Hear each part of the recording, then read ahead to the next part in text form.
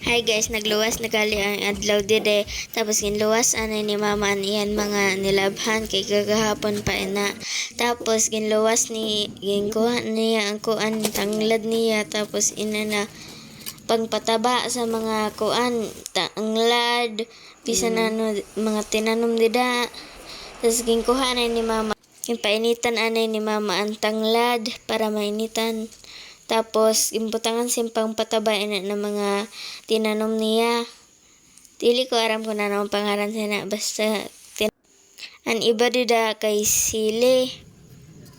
Ang tinanom ni mama. Imbutangan niya simpang pataba. Tapos, igwa man didan klabo para mahadlok ang sawa. Pati lamok. Tapos, gimpakaon naman kami ni mama. Pagkahuman niya pagsampig, kuha na niya ang iyan labahan.